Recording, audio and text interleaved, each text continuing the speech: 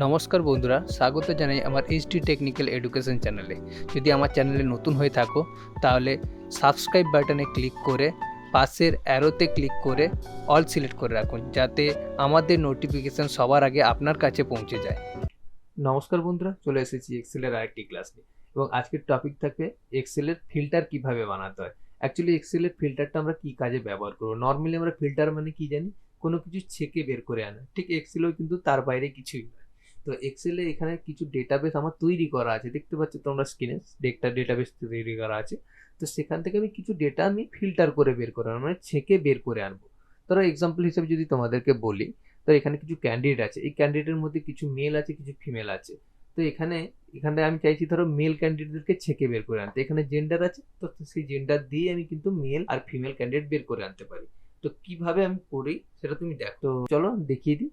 তো তার জন্য আমাদেরকে কি করতে হবে, দেখো প্রত্যেকটা এখানে স্টুডেন্টের নেম আছে, নেম কিছু আছে, তার জন্য উপরে একদম কলামে নেম অফ দ্য স্টুডেন্ট এখানে একটা একদম টপ কলামে লেখা আছে। ঠিক সেরকম সিরিয়াল নাম্বার, একদম সিরিয়াল নাম্বার টপে লেখা আছে, তার আবার সিরিয়াল নাম্বার দেওয়া আছে। ঠিক এই টপের যে নামগুলো লেখা আছে সেই সেই টেক্সটগুলোকে আমাকে সিলেক্ট করতে হবে। তো সেগুলোকে আমি সিলেক্ট করে নিই। সিলেক্ট করে নেওয়ার পরে আমাকে কি করতে হবে, এই হোম মেনুর ভেতরে দেখবে একদম শেষের আগে শর্টস অ্যান্ড ফিল্টার বলে একটা অপশন আছে, ওইখানে গিয়ে ক্লিক করব। ক্লিক করার পরে এখানে একদম নিচে দেখবো ফিল্টার আছে, সেই ফিল্টারকে ক্লিক করব। ফিল্টারে ক্লিক করার সঙ্গে সঙ্গে দেখো যেগুলো আমি সিলেক্ট করে রেখেছিলাম সেই সব কলামে, একদম টপ কলামে সেখানে দেখো একটা করে বাটন তৈরি হয়ে গেছে, দেখতে পাচ্ছ? সেই বাটনের উপরে একটা করে অ্যারো আছে। এই অ্যারোগুলোতে আমি ক্লিক করে করে ফিল্টার করতে পারবো। এই অ্যারোগুলোতে যখন ক্লিক করছি সঙ্গে সঙ্গে কিছু অপশন বেরিয়ে আসছে। তো প্রথমে আমি যেহেতু তোমাদেরকে বলেছিলাম যে এখান থেকে আমি কিছু মেল ক্যান্ডিডেটকে আমি ছেঁকে বের করে আনবো। দেখো এখানে ফিমেল আছে, মেল আছে, সবাই একসঙ্গে মিক্সড হয়ে আছে। যেরকম এখানে সুনিতা মণ্ডল আছে, এখানে আমি দেখতে পাচ্ছি মৃত্যুঞ্জয় বর্মন আছে, কোথায় আছে সুজাতা আছে, কোথায় বিভিন্ন এখানে আবার কি আছে, যমুনা আছে, এখানে যিশু গিরি আছে, মানে ছেলে মেয়ে সব কিন্তু মিক্সড হয়ে আছে। তো আমি মেল ক্যান্ডিডেট চাইছি শুধুমাত্র, তাহলে মেল কোথায় আছে দেখো, সেখানে দেখতে পাই তো জেন্ডার, এখানে জেন্ডার বলে অপশন আছে, জেন্ডার থেকে আমি মেল আর ফিমেল অপশনগুলো দেখতে পাচ্ছি। তো এরই ফিল্টারের যে বাটনটা আছে তাতে ক্লিক করব। ক্লিক করে আমি কি করব, মেল ক্যান্ডিডেট চাই, তাহলে আমাকে কিন্তু এখানে সিলেক্ট অল আছে, দেখো একদম নিচে চলে আসছে টেক্সট ফিল্ডের তার নিচে নিচে, দেখতে পাচ্ছ? তো সিলেক্ট অল আছে, সেখানে আমি কি করব, ক্লিক করব। ক্লিক করে দিলে সবগুলো আমার ব্ল্যাঙ্ক হয়ে গেছে। আমার যেহেতু মেল দরকার, শুধুমাত্র মেলটাকেই টিক চিহ্ন রাখবো, আর ফিমেলটা টিক চিহ্ন থাকার প্রয়োজন নেই, কারণ আমার মেল ক্যান্ডিডেট লাগবে। তো আমি কি করব, মেলটাকে টিক চিহ্ন করে ওকে করে দেবো। এতে কি হলো না, আমার মেল ক্যান্ডিডেটগুলোই কিন্তু শুধু শো করছে। দেখো এখানে মৃত্যুঞ্জয় বর্মন, যিশু গিরি, অভিজিৎ বাড়ি, গৌতম জানা, এরা সবাই কিন্তু মেল, আর ফিমেল ক্যান্ডিডেট কিন্তু আর নেই। তো এটাই হচ্ছে ফিল্টারের কাজ। ঠিক সেম ভাবে আমি যদি আবার ফিমেল যে জেন্ডার চাই, ক্যান্ডিডেট চাই, তো সেক্ষেত্রে আমি সেখানে ক্লিক করে আমি ফিমেলে রাইট ক্লিক করে মেলের রাইট ক্লিকটাকে তুলে দেবো, দিয়ে আমি ওকে করে দেবো। দেখতে পাচ্ছ ফিমেল ক্যান্ডিডেটগুলোই এখন বেরিয়ে এসছে। শুধুমাত্র এখানে তুমি দেখতে পাচ্ছ সুনিতা মণ্ডল, তারপরে এখানে কি আছে নমিতা গিরি, তারপরে এখানে মাতঙ্গিনী মণ্ডল, সব সোমা বর, তারপরে নাকি ফিমেল ক্যান্ডিডেট সব আছে, এখানে আর কিন্তু কোনো মেল ক্যান্ডিডেট নেই। এটাই হচ্ছে ফিল্টার।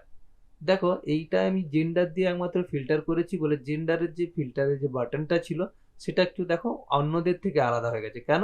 কারণ এই জেন্ডার দিয়ে আমি ফিল্টারটা করেছি। তো এটাকে আবার পুনরায় আগের ডেটাগুলোকে আমি ফিরিয়ে আনবো কি করে, মেল ফিমেল সমস্ত ডেটা।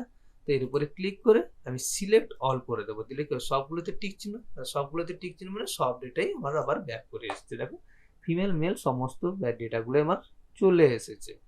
তো এটাই হচ্ছে ফিল্টার। সেরকম আরেকটা এক্সাম্পল যদি তোমাদেরকে বলি, ধরো সাপোজ এখানে এপিএল ক্যান্ডিডেট, কিছু বিপিএল ক্যান্ডিডেট আছে, যারা ধরো একটু গরিব, তাদের কি হয় বিপিএল কার্ড থাকে, তো তারা বিপিএল প্রকৃতির হয়। আর যারা একটু আর্থিক দিক দিয়ে সচ্ছল তারা এপিএল হয়।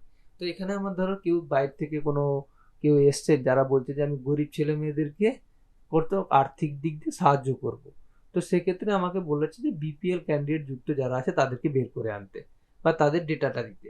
তো তাদের ডেটাটা আমি আর কি করবো, খুঁজবো এখান থেকে? না, খোঁজার একদম প্রয়োজন নেই। আমাদের এখানে আছে ফিল্টার অপশন আছে, ফিল্টারে গিয়ে আমি ক্লিক করব, দিয়ে কি করবো, বিপিএল এর টিক চিহ্নটা রেখে এপিএলটাকে তুলে দেবো। এপিএলটাকে তুলে দিলাম, তার মানে কি বিপিএল এর পাশেই শুধুমাত্র টিক চিহ্ন থাকলো, ওকে করে দিলাম। দেখো বিপিএল ক্যান্ডিডেট গুলো বেরিয়েছে। তাহলে এই কজন বিপিএল অন্তর্ভুক্ত, যারা খুব গরিব। তো তাদেরকেই কিন্তু আর্থিকভাবে হেল্প করব। তারা এই ডেটাটা আমি তাদেরকে প্রোভাইড করতে পারবো যারা আর্থিকভাবে হেল্প করতে চাইছে। এটাই হচ্ছে ফিল্টার। আমি আবার পুনরায় যদি ফিল্টারটা আমি গেলো অল সিলেক্ট করে আবার আগের ডেটাগুলো ঘুরিয়ে আনলাম। এটা হচ্ছে ফিল্টার। আরও কাজ হয় ফিল্টারের কি না, ধরো ফিল্টারের সাহায্যে আমি ধরো সাপোজ এখানে আমি অ্যালফাবেটিক্যালি নাম চাইছি। ধরো এ দিয়ে যে ক্যান্ডিডেটগুলো তারা আগে থাকবে, বি দিয়ে ক্যান্ডিডেট তারা পরে থাকবে, সি দিয়ে তার পরে থাকবে, এইভাবে আমি অ্যালফাবেটিক্যালি সাজাতে চাই। সেটাও আমি কিন্তু ফিল্টারে এই যে নেম অফ দ্য স্টুডেন্ট সেখানে গিয়ে ক্লিক করে কারণ শর্টস এ টু জেড আছে এইখানে ক্লিক করে দেবো। দেখো এখানে ক্লিক করে দেওয়ার সঙ্গে সঙ্গে কিন্তু যারা অ্যালফাবেটিক্যালি আগে এ দিয়ে নাম আছে সেই নামগুলো কিন্তু আগে চলে এসছে। তারপর বি দিয়ে সি নামের কোনো ক্যান্ডিডেট নেই, তারপর ডি নামগুলো আছে, ডি নামের আবার কিছু ক্যান্ডিডেট আছে, এইভাবে পরপর পরপর ক্যান্ডিডেট অ্যালফাবেটিক্যালি সাজানো হয়ে গেছে, শুধুমাত্র একটা ক্লিকও হয়ে গেছে। এটাই হচ্ছে ফিল্টারের কাজ। আবার পুনরায় ওটা ঠিকই আছে।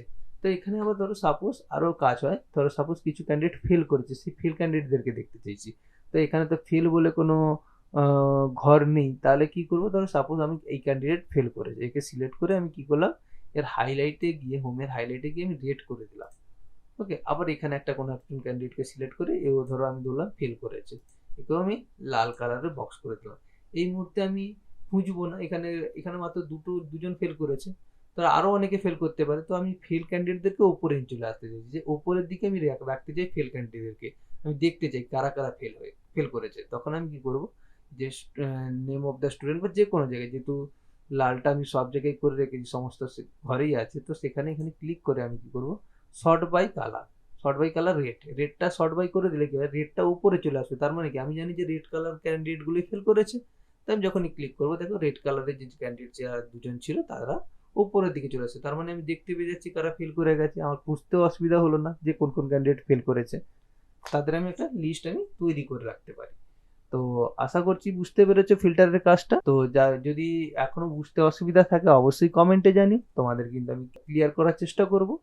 তো আশা করছি তোমাদের আজকের ক্লাসটা ভালো লেগেছে, এবং আজকের ক্লাসটা কিন্তু খুবই ইম্পর্টেন্ট, কারণ এই ফিল্টার অপশনটা কিন্তু এক্সেলে খুব একটা গুরুত্বপূর্ণ অংশ, কেননা এর সাহায্যে তুমি অনেক কাজ সহজেই করতে পারবে। তো আশা করছি তোমাদের ভালো লেগেছে, এবং তোমরা আরও এরকম ভালো ভালো ক্লাস পেতে হলে তোমাদেরকে অবশ্যই সাবস্ক্রাইব করে রাখতে হবে, আর অবশ্যই লাইক করে রাখো যাতে আমরা ভিডিও বানাতে আরও উদ্যোগী হই। তো অসংখ্য ধন্যবাদ, বাই।